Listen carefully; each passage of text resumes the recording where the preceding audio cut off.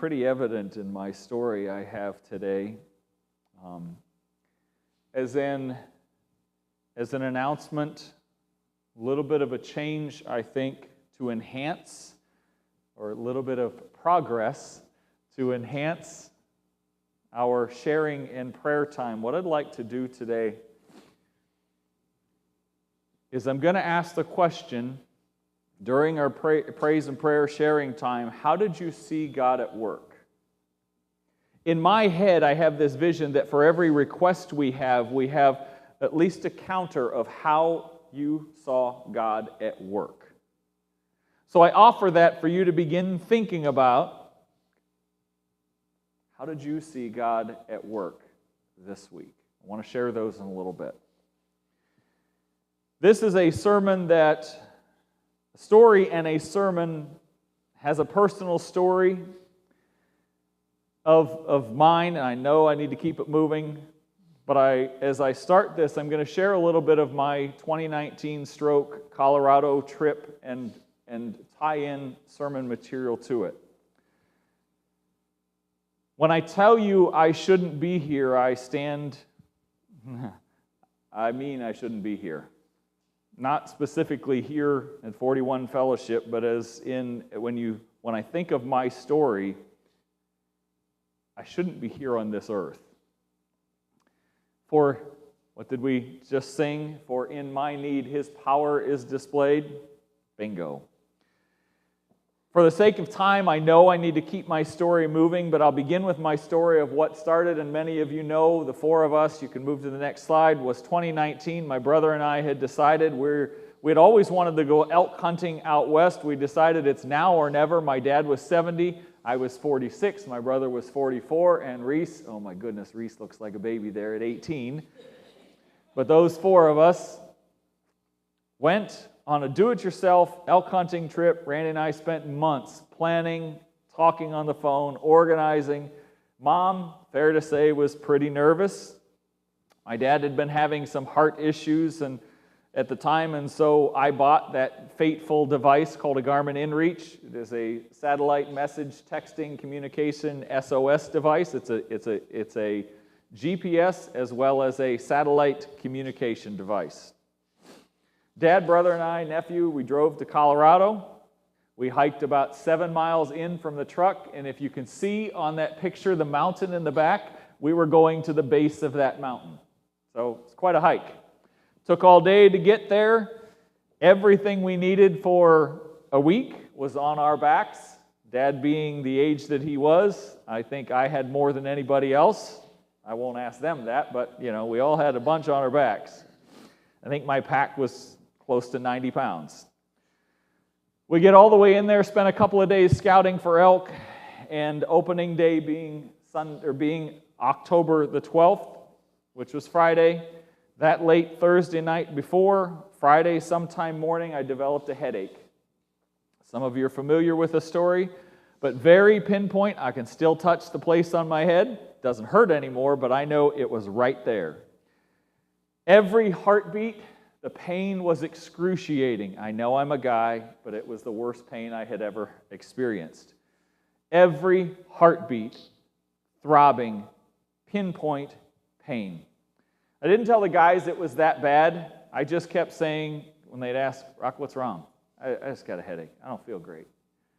So through Friday, Saturday, into Sunday, headache. Nonstop, not sleeping at night because the pain was excruciating and because it was well below zero, and we were in a tent with a wood burner that you could use about 6-inch pieces of wood that didn't last very long.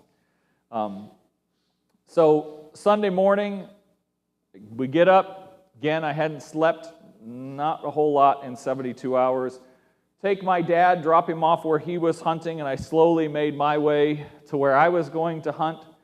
As the sun came up, remember the place very vividly, I got warm. I was sitting on the ground, leaning against a big log, and I slept. I woke up about 11 o'clock, so I slept for hours. But my headache was about the worst it had been. It was so bad, but I still was able to sleep. I remember waking up and getting sick, vomited, just wanted to go back to sleep. I'm so tired. Just let me go back to sleep. And I remember vividly, I begged God, can you take the pain away for 5 minutes? Just give me 5 minutes without the pain. And I clearly, as if somebody was standing beside me, heard, Rocky, if I do that, you're going to be dead. They are going to find your body right here by this log.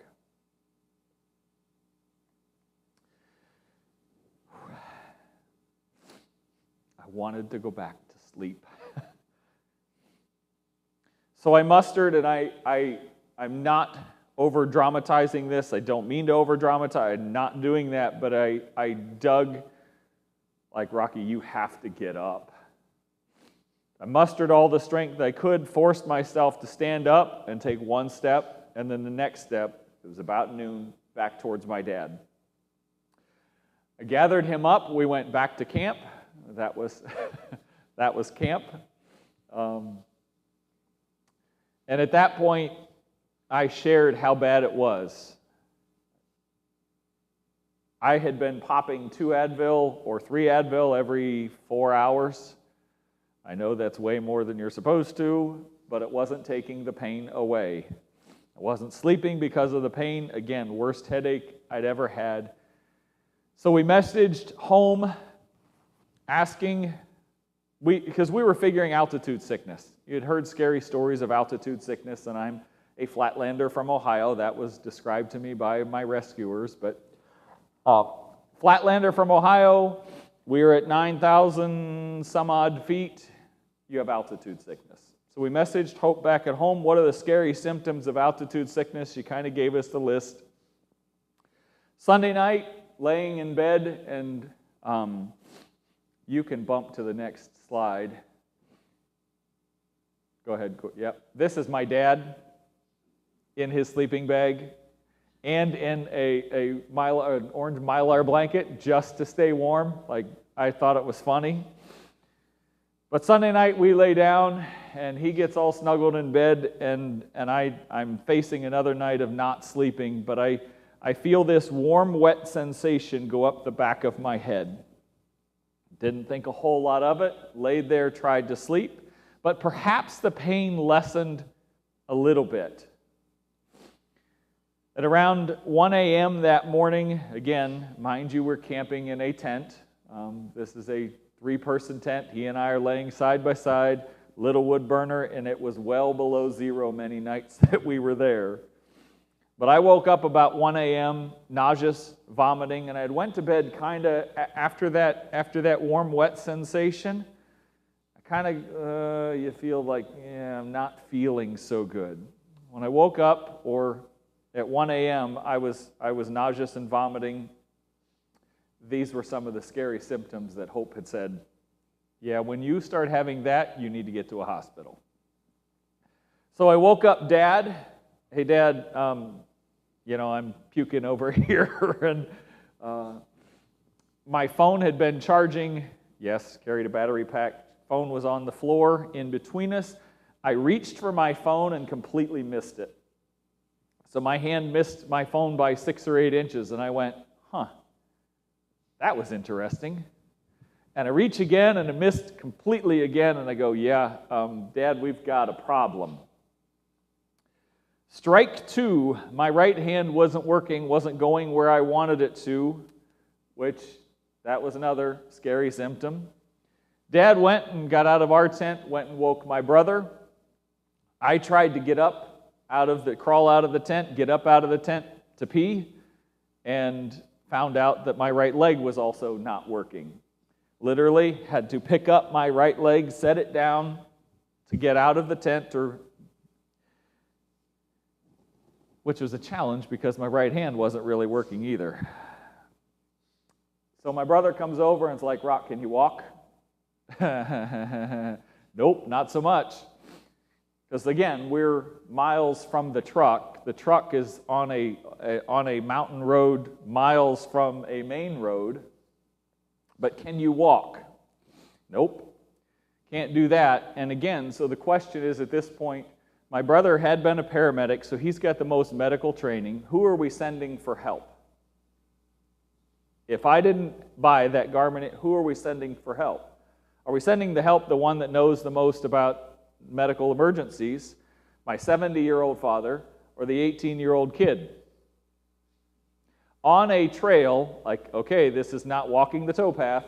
This is a trail that at best is 1.5 feet wide, and in the daytime we lost 4 or 5 times hiking in. 1 a.m., freezing cold, who are we sending for help? Brother used the Garmin InReach to call for help, which I advise anybody that's going away from cell service have some sort of communication. At 6:30 a.m., 5.5 hours later, search team, rescue team got to me. They did a quick evaluation. This is where they also said, altitude sickness. The exact words were, you're a flatlander from Ohio, you're struggling at 9,000, 10,000 feet, it's altitude sickness. We're sure it's altitude sickness. And Joshua was his name. Rock, we've got a couple options here. One, and they had drove four-wheelers about 1/2 mile from us. They got about that close. Broke a four-wheeler, broke an axle on the trailer in the meantime, like on their way in. But Rock, options are call a helicopter, or we'll get you somehow to the four-wheelers. It's about 1/2 mile away. We'll take you out to the road. From there, it'll be about 4 or 5 hours till we get you to the hospital. And I thought, well, I knew enough from my EMT firefighter background. I didn't want to fly in a helicopter. I'll take the four-wheeler. Rock, I'm not giving you an option. I'm telling you we're calling a helicopter. Well, why are you telling me the other way? So fly me to Denver, where it was, and really shortening the story, discovered it was not an altitude sickness, it was a stroke. And then the question is, at 46, why did you have a stroke? A stroke was due to several factors. One major one being a hole in my heart that I never knew I had. And the clotting factors, being at altitude, your body has more clots moving through it. Being dehydrated, body has more clots moving through it. All was a recipe for my stroke. Upon getting home, I was in rehab for a while, had heart surgery in the spring of 2020 to close that hole in my heart. All right, that's backstory. 1 Samuel 7:12 tells us, then Samuel took a stone and set it up between Mizpah and Shen, called its name Ebenezer. For he said, till now the Lord has helped us. So biblically, the definition of an Ebenezer is a memorial stone, a stone that was set up to signify God's help if you were a follower of God. The Israelites followed ancient customs by setting up standing stones as a reminder of God's covenant, as a reminder of God's supernatural acts on their behalf. When something significant happens involving God, capital G, or a God, lowercase, at least in the minds of the pagan people in that time and place, if something significant happens involving God or a God, in that time and place, you would stand up a stone. Very similar. These are exact ones from biblical times. You would stand up a stone to draw attention to that place where that quote-unquote thing happened. You don't write on the stone. The stone is like a silent testimony. And as people would walk by and pass that stone, okay, let me ask you, if you would walk by these stones, what would you ask? Why is it there? Why is that stone there? And then those who know, either those who placed the stone or those who knew the story of why the stone was stood up, they would give testimony to what God did. The story of the stone was passed down from generation to generation through oral tradition. For our biblical ancestors, it was this phrase, "Let me tell you about what God did here." For us, we often use the words, I think it's in the bulletin, "Let me tell you about my Jesus. Let me tell you what He reached down and did in my life." See, there were two kinds of stones, of Ebenezers. One, those set by pagans that drew attention to supposed powers, supposed divinities, besides the real living God. Those, by the followers of God, were to be dismantled. There is a time and place for us, for a Christian, in a culture, in the love of Jesus, to show our world that many of its standing stones are flawed and false and point to powers that do not exist. We have responsibility there. We have a job there. The other kind, God chose to use. On several occasions, the Bible mentions significant events that were commemorated with standing stones. You can think of these. Jacob set up pillars at Bethel in order to remember his powerful dream in which God reaffirmed His covenant with him.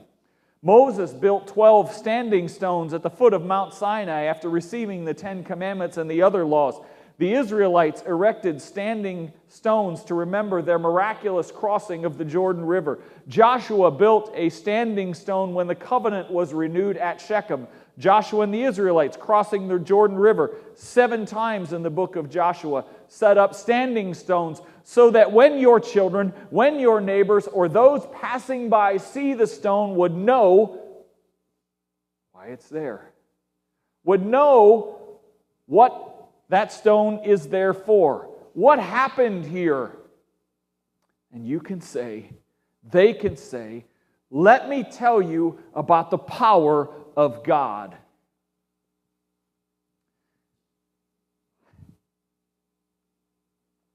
I can see the next screen, and I'm trying not to cry as I move through it. Through the years,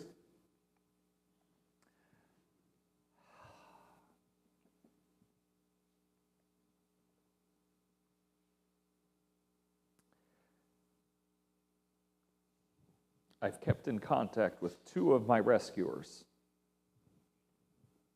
2 of my heroes.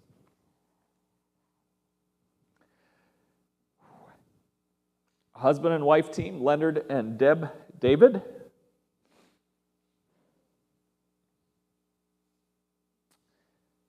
I drove Mira to Colorado in the summer of 2023 so she could attend her horse schooling. I'd contacted Leonard and Deb. I was able to spend much of the week with them. Again, I've got to keep the story moving. They are believers, and my initial request to them was, I'm gonna be in the area. I was 3 hours away from where Mira was to where they were, but I'm gonna be in the area. Can I come and worship on Sunday morning with you? And they were like, no, you can come and stay at our house for the week. I'm like, great. Went to church with them. We sat that Sunday afternoon and shared stories of my fateful day. I don't have time to share all the details, but I've got to share this little bit. So the way their incident command structure is set up, there's always somebody, an incident commander on duty. Like, these are all people that have other jobs. They don't get paid for this. This is all volunteer work. There's always an incident commander that's on duty and then a backup. My weekend, Leonard was backup. And as I sat with them Sunday afternoon, they told me that anytime, and maybe that's a little bit of a stretch, but the vast majority of the time that they get a hunter in distress call, whatever, you fill in the blanks, whatever it may be, they often don't get quick feet. They don't go. Because hunters are different than other people. They walk themselves out the next day. They figure it out. They're found. They get themselves back to where they need to be. And again, Colorado, well below zero, 1 in the morning, their phones go off, hunter in distress. Nobody responded. Call goes out a second time. Nobody responded. And Leonard and Deb were waiting a little bit for the first guy in to respond, get on the radio, let's organize a group and go, and he didn't. Leonard and Deb, again, 1 in the morning, you all want to turn over and go back to sleep, and they told me God wouldn't let us sleep. God kept telling us, this is different, you need to go. And so, after the second time, and again, this is different. You've got to go. Leonard responded on the radio that he was going to organize a group. Let's go. I think there were 5 total people that responded, Leonard and Deb, and then 3 others. Leonard got a butt chewing when they got back that day because they did go. It's a hunter. What's the big deal? And anyhow, I'll get more to that in a little bit. So there were 5 of them that responded. And through my visit with them, with Leonard and Deb, I was able to connect to several others that were part of my rescue, including the sheriff of Grand County, Colorado. The 5 rescuers, he gave them all commendations, basically just a certificate and a celebration for their heroic efforts because of all of the issues with the broken equipment, because of the terrain. Their radios didn't work that far. They had to drop one guy halfway and set up a radio relay so that communication even between them could get back, and it was quite an undertaking. But they all received commendations for my rescue. And so when I tell you, outside of the physiological stuff that was going on with my stroke, that I shouldn't be here and all the struggles that they had, I really believe God certainly had other plans. Part of my week with them, you probably can connect some dots. You know where I'm going if you know me well enough, and I had said all along, I have a mountain to conquer. I have some unfinished business alongside the East Fork of Troublesome Creek in Colorado. So part of my week with them, I hiked into the very spot. I had not told anybody at home that I was doing this, except for my brother, who blessed it, but I'm sure others wouldn't have. Mom being in particular at the top of the list. But I hiked into the very spot, kept in communication with Leonard and Deb. They were checking all the time. How are you? Are you okay? But I hiked into the very spot and I spent the night. In fact, I had planned to stay. I had food for a couple of days. I planned to stay for several days, or I planned like it was open-ended until I found closure.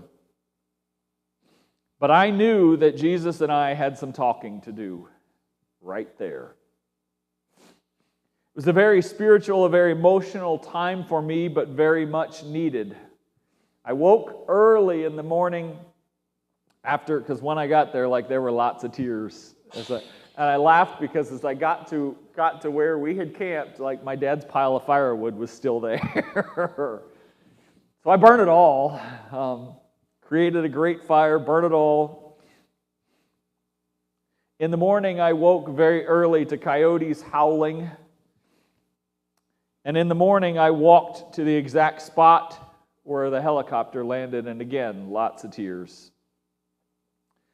Went back to the campsite, and this was a rock that was on its side. We sat on it, we put gear on it, it was beside the fire. Large and heavy, could not pick it up. But I set up my own Ebenezer. As I moved my own standing stone, as I moved that stone the first time, you can see there was a horseshoe, which I found very interesting, underneath it that I set up then beside it, for whatever it's worth. But I set up my own Ebenezer, my own standing stone, to say, here, God reached down and did something, did a mighty thing, did something miraculous in my life. So Jesus and I spent time together, and at one point near midday, like I had intended to hike to over by the log where it was about a mile and a half away, but I didn't get there. One point in time near midday, I completely felt a sense of peace, felt a sense of closure. So I packed up camp and walked out on a beautiful sunshiny afternoon with a smile on my face because this time I got to leave on my own terms.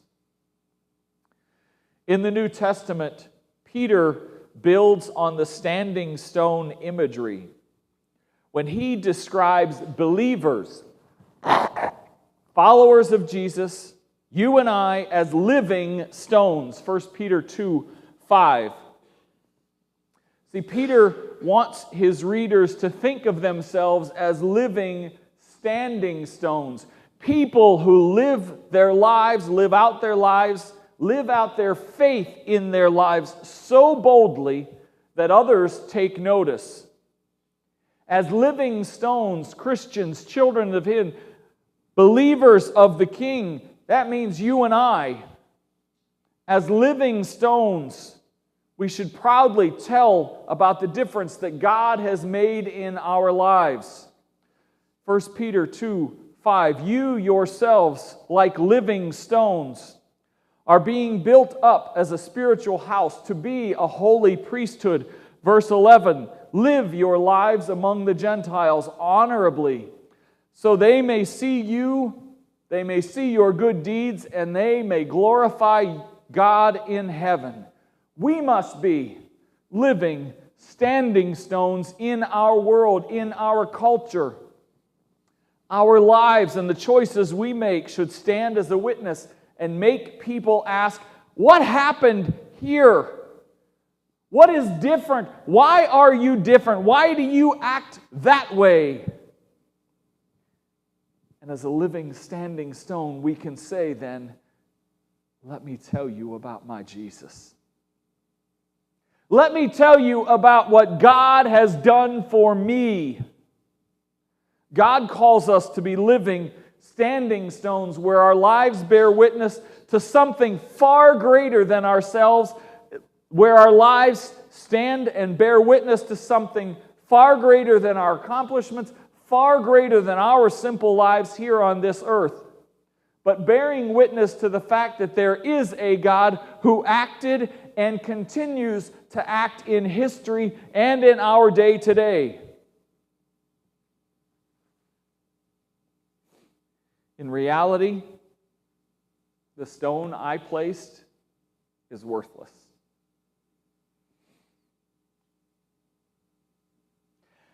See, I know why it's there, and now so do you.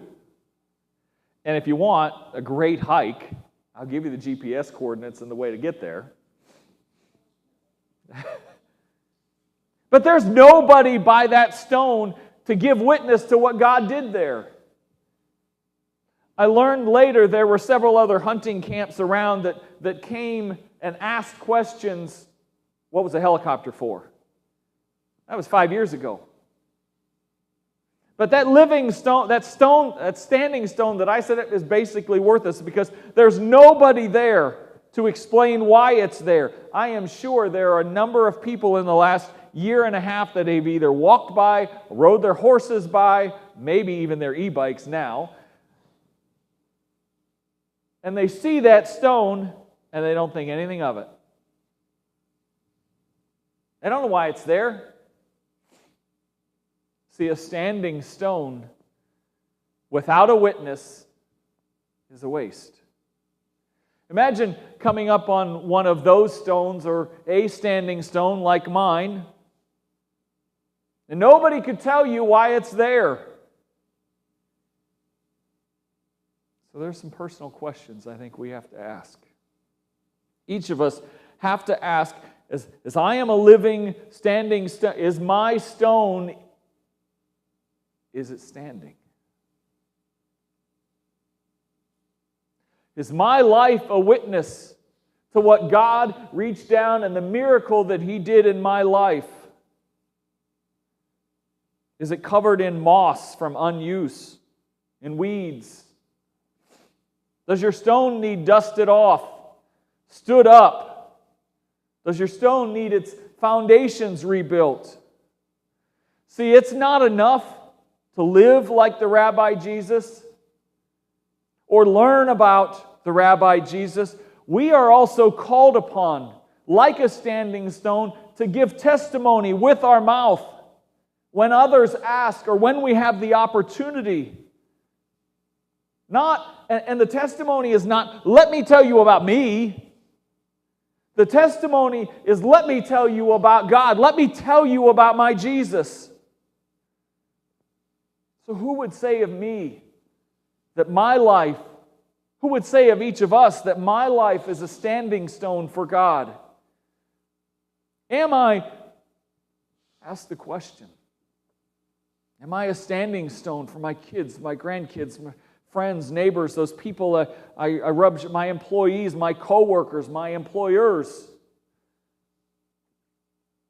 Is my life bearing witness to the fact that God reached down, Jesus did something amazing in my life? Because you yourselves are like living stones. You are being built up. There's a whole other sermon there about that.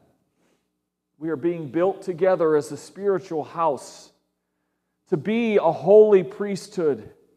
So live your lives among the Gentiles honorably, so that they may see you, your good deeds, and that they may glorify God, because it's not let me tell you about me, it's let me tell you about my Jesus. Let your life be a living, standing stone, not just live your life. Tell other people about Jesus so that your life is a living, standing stone for Him. Let's pray. God, I am grateful what you have done in each of our lives. You are awesome. I thank you for the ways that you reach down in biblical history to change and to impact, to perform miracles. And God, I thank you for the ways that you continue to do that today. Each one of us here is a testimony or has a testimony to the ways that you have reached down and changed our lives. So God, as we move forward, I pray that we learn, that we become, that we have the boldness and courage to speak of the mighty and powerful and amazing things you have done for each one of us. In your name I pray.